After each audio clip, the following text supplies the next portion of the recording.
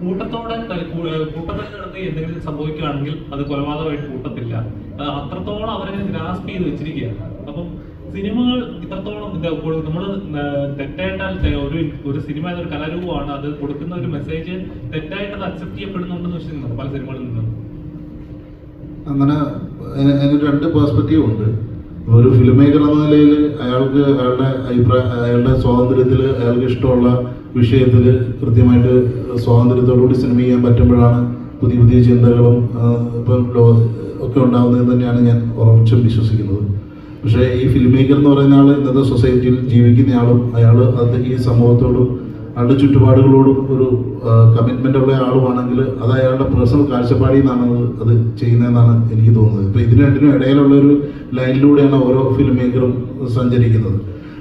ഇപ്പം സ്വാധീനിക്കാൻ ഇപ്പം നമുക്കത് കൃത്യം പറയാൻ പറ്റില്ല, എനിക്കും അതിനെക്കുറിച്ച് കൃത്യമായ ധാരണയില്ല. അപ്പം സിനിമകൾ സ്വാധീനിക്കുന്നതെന്ന് ചോദിച്ചു കഴിഞ്ഞാൽ സിനിമകൾ തന്നെ ഒരു സിനിമയായിട്ടല്ലാതെ ജീവിതത്തിൽ അങ്ങനെ സ്വാധീനിച്ചിട്ടൊന്നുമില്ല അല്ലേ.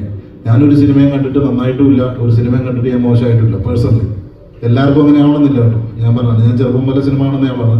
ഞാൻ കുട്ടിയായിരിക്കുമ്പോൾ ഒരു സിനിമ ഉണ്ടെന്ന് കരുതി സിനിമയാണെന്നുള്ള ബോധത്തോടു കൂടി തന്നെയാണ് ഞാൻ കണ്ടിട്ടുള്ളത്. സിനിമയെ കാണുന്നതിനെ അങ്ങനെ എടുത്ത് തലയെ വെക്കുന്ന ആളല്ല ഞാൻ. ഇത് പേഴ്സണലിയാണ് ഞാൻ പറയുന്നത്. ഇതിപ്പം മൊത്തത്തിൽ എങ്ങനെയാണ് സ്വാധീനിക്കുക എന്ന് എനിക്കറിയാം, എല്ലാവർക്കും ചിലപ്പോൾ അങ്ങനെ ആയിരിക്കില്ല. അപ്പോൾ ആ ബോധ്യങ്ങൾ ഉണ്ടാവേണ്ടതുകൊണ്ട് പിന്നെ നമ്മൾ കുറച്ചും കൂടെ അങ്ങനെ സെൻസർ നിയമങ്ങളെയൊക്കെ കുറച്ചും കൂടെ കൃത്യത നമുക്കിതെല്ലാം ഉണ്ട്, പക്ഷെ ഇത് കൃത്യമായിട്ട് നടക്കുന്നുണ്ടെന്നുള്ള കാര്യം സംശയമാണ്. ഇപ്പം കുട്ടികൾ കാണേണ്ട സിനിമ കുട്ടികളെ കാണിക്കുക, കുട്ടികൾ കാണേണ്ടാത്ത സിനിമ കുട്ടികളെ കാണിക്കാതിരിക്കുക, അത് ഓരോരുത്തരുടെയും അത് പേരൻസിൻ്റെ അടക്കം ഉത്തരവാദിത്വമാണ്. ഇത് അഡൽട്സ് മാത്രം കാണേണ്ട ഒരു സിനിമയാണെന്ന് പരസ്യം ചെയ്യുകയും പേരൻസ് തന്നെ കുട്ടികളെ കൊണ്ട് അതിലേക്ക് കാണിക്കാൻ പോവുകയും ചെയ്തിട്ട് സിനിമയെ കുറ്റം പറഞ്ഞിട്ടും കാര്യമില്ല എന്നാണ് എനിക്ക് തോന്നുന്നത്.